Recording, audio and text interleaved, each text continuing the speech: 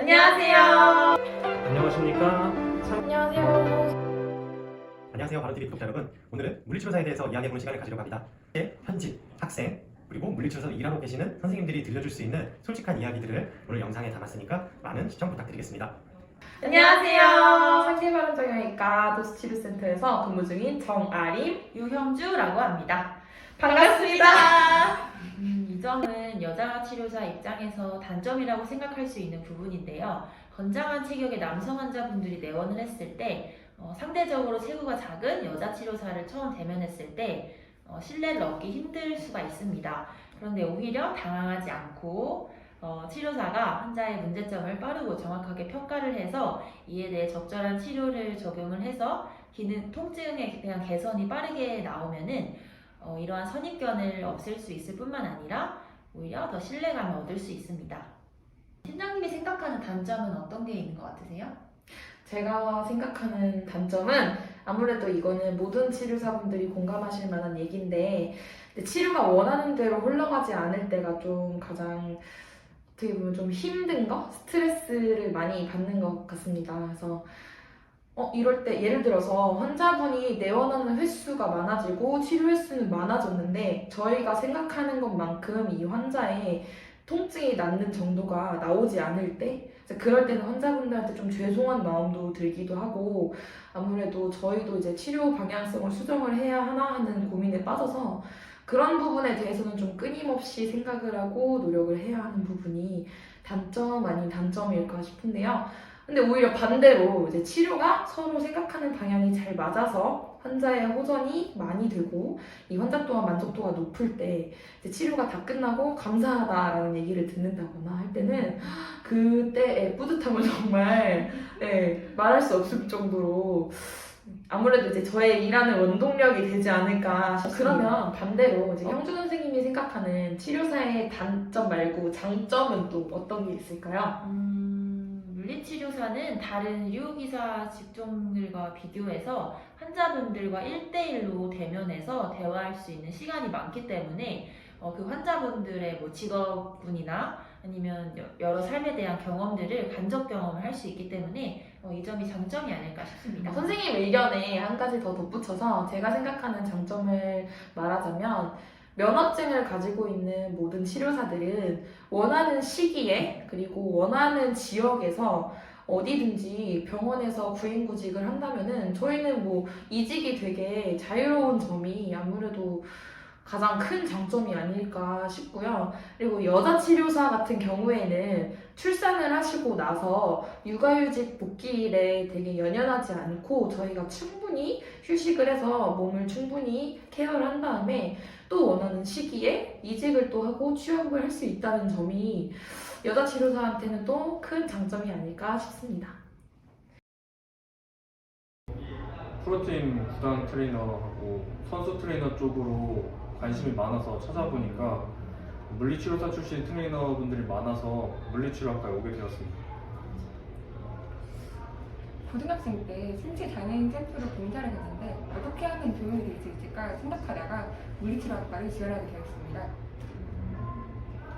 저는 고등학생 때 신체 해부학, 이런 생물학 이런 쪽에 관심이 있어가지고 그쪽 관련해서 진학하게 되었습니다.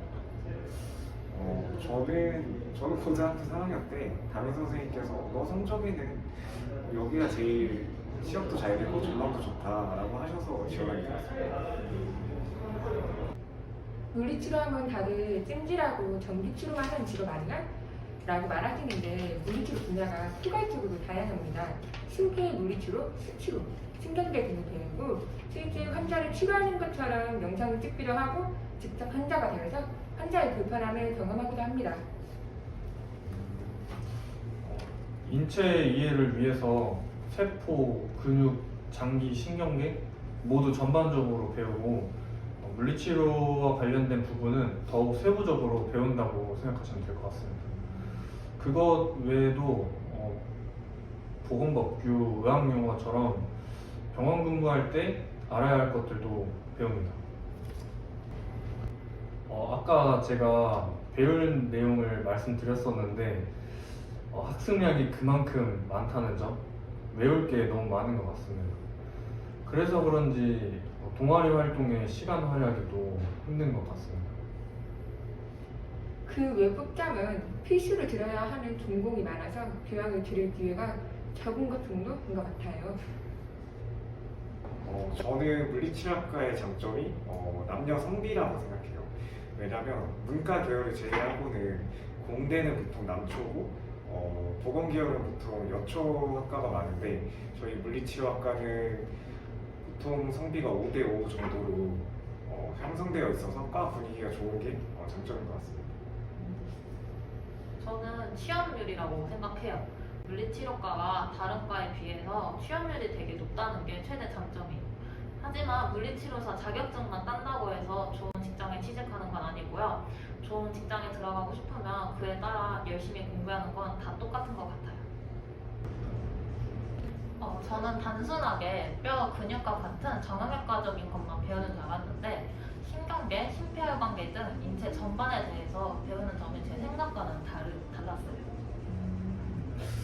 저도 비슷한데 저는 처음에 그 물리치료사가 단순히 이제 마사지를 하고 이제 전기 기구 같은 걸 붙여줘서 치료하는 것만 생각을 했는데 그것보다 상당히 다양한 치료들을 할 수 있고 다른 방식으로 환자분들을 도와줄 수 있다는 거에 조금 놀랐던 것 같습니다.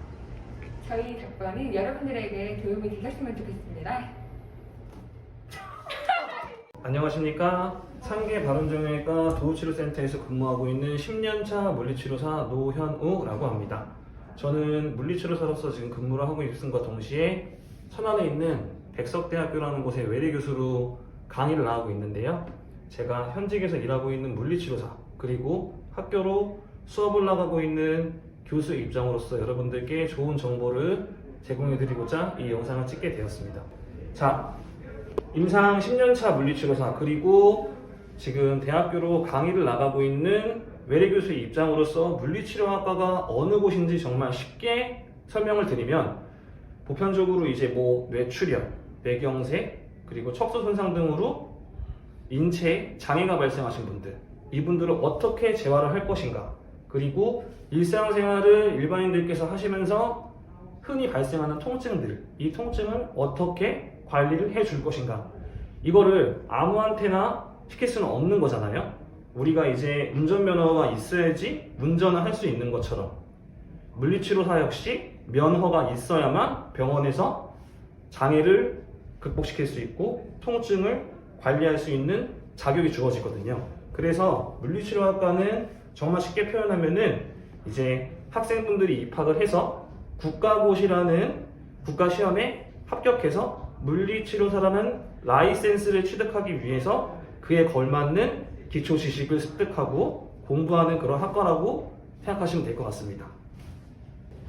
자, 그리고 많은 분들이 궁금해 하실 텐데 물리치료학과는 보통 이제 3년제, 4년제 대학으로 이렇게 이루어져 있어요. 그래서 큰 차이는요, 이제 학사와 전문학사의 차이예요. 4년제는 졸업을 하면 학사위가 나오고요. 그리고 3년제는 졸업을 하게 되면 전문학사가 나와요.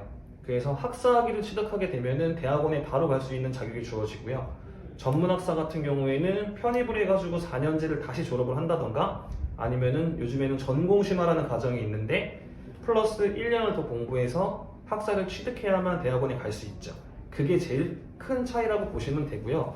물리치료사한테 제일 중요한 거는 국가고시에 합격해서 라이센스를 취득을 하느냐 마느냐, 그게 제일 중요해요. 이거를 제가 이제 간단하게 정리를 해드리면은 첫 번째로는 아까 앞에서도 살짝 언급이 됐지만 뇌출혈, 뇌경색, 척수 손상, 이런 우리 중추신경계와 관련된 병변으로 인해서 이제 후유장애가 남으신 분들, 한쪽 팔이 마비가 되시거나 보행이 힘드시거나 아니면은 척수 손상 등으로 인해서 하반신이 마비되시거나, 이런 분들은 어떻게 보면은 장애가 이제 생기신 거잖아요. 그런 분들을 어떻게 재활을 해서 사회에 복귀를 시킬 것인가, 이 일을 담당하는 병원이 주로 우리가 요즘에는 요양병원, 재활병원이라 그래요.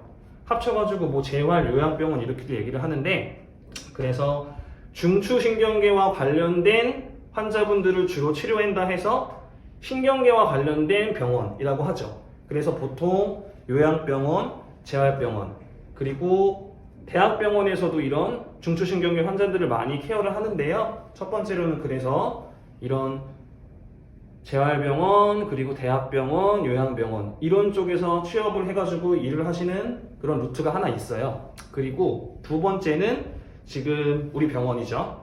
지금 제가 근무하고 있는 병원처럼 아까 또 앞에서 언급드린 것처럼 일반인들이 일상생활을 하면서 뭐 허리가 삐끗 내지는 뭐 무릎의 퇴행성 질환, 어깨의 오십견 등등 이런 근골격계와 관련된 통증을 호소하시거나 아니면은 불편함을 호소하시는 분들, 이런 분들을 관리해주는 정형외과 내지는 뭐 정형외과 병원 그리고 수술병원 이런 데서 주로 근육과 뼈대와 관련된 질환을 치료하는 이런 근골격계 쪽으로 근무하는 그런 방법이 있고요.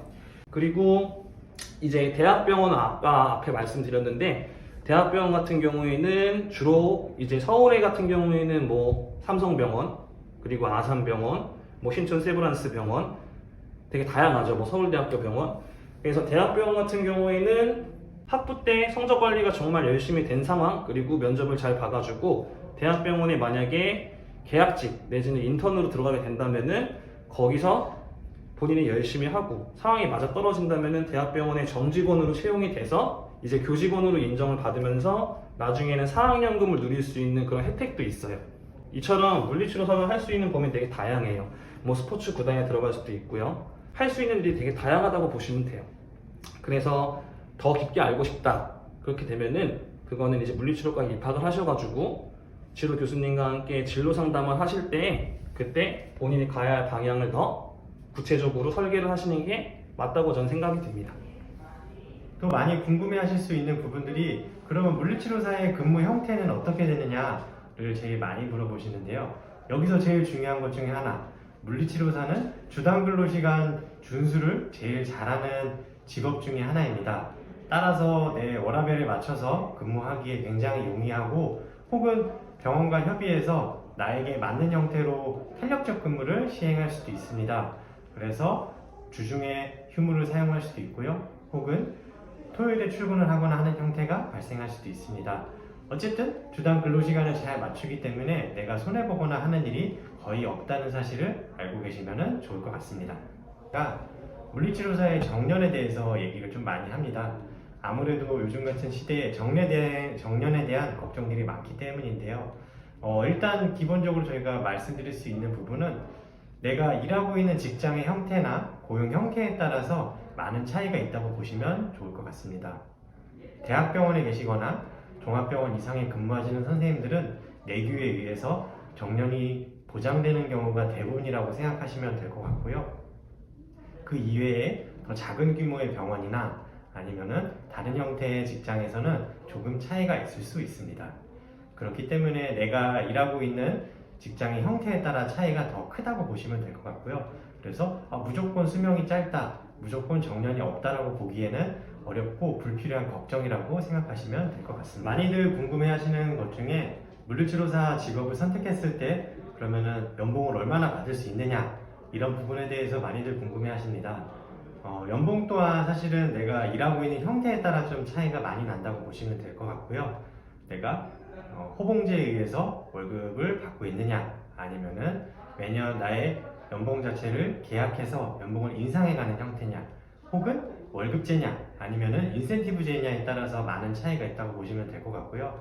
실제로 많이 버시는 분들은 대기업 이상의 월급을 벌고 계시는 분도 있고요. 평균적인 월급을 벌고 계시는 분도 있습니다. 따라서 내가 노력하기에 따라서 연봉은 충분히 많이 벌 수 있는 훌륭한 직장이라고 생각을 듭니다. 그래서 내가 어떤 일을 하냐에 따라서 차이가 많기 때문에 노력만 한다면 많은 연봉을 벌 수 있습니다. 그렇다면 미래의 물리치료사의 역할은 어떻게 될 것인가? 우리가 4차 산업시대를 맞이해서 미래에 사라질 직업들에 대해서 많은 고민을 하게 되는데요. 항상 어느 기사를 보거나 어느 연구를 봐도 물리치료사는 사라지는 직업에 들어있지 않습니다. 오히려 노인 인구가 증가하고 노년 인구가 증가함에 따라 근골격계 환자들 그리고 혹은 사회적 질환이 많이 발생하는 환경 속에서 물리치료사의 역할은 갈수록 대두되고 있는 시점이라고 보시면 될 것 같습니다. 확실한 물리치료사의 역량이 앞으로도 더 많은 역할을 필요로 하게 될 거라고 생각하고 따라서 그에 맞춰서 물리치료사의 역할은 앞으로도 더 늘어날 것이라고 보시면 훨씬 더 좋을 것 같습니다. 지금까지 영상이 마음에 드셨다면 구독과 좋아요, 알림 설정까지 해